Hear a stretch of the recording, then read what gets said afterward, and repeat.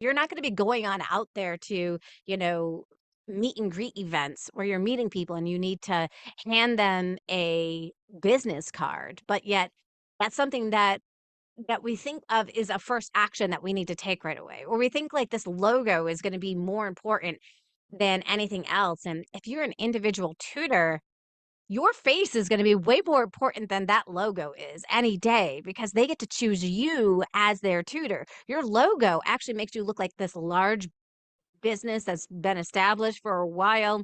It's cold, it's not connective, and in this world of being social, it's not the way that you're going to attract clients, and so I think, these are just some of the mistakes that we all make these same mistakes thinking we know what actions we should take, and they're not the right actions, they're the wrong actions, and I took them all. I mean, I had probably a good 2,000 business cards, and I probably gave out in my entire career, maybe 30 of them, right? It was like this small amount because I was like, "Oh, I'm gonna need these. These are gonna be important," and they made me feel good because as a teacher, you never had a business card, so that No. seemed kinda cool. It seemed like, "Oh, I now have my own business, and I feel I'm, like, more important now because I have this business card," and it's false. It's false identity and really realizing what is going to help you get found. Because the biggest problem out there when tutors are getting started, it's not that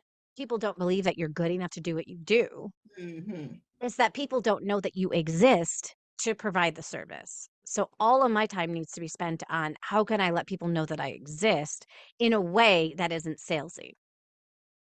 Wow. That is so important, you know. That Yeah. reminds me when I started my business as well. So, um, but really funny, my mentor, then I had a mentor. One of the things he told me to do was to get my website done, get a business card. And I did actually got business card, 500 of them. I still have them as I speak. Mhm. Yes. Yeah. I I know. still They have just sit them. I there mean, collecting dust. exactly. I mean, I hand them out when I go to networking events, but how many people do I really want to hand them out to?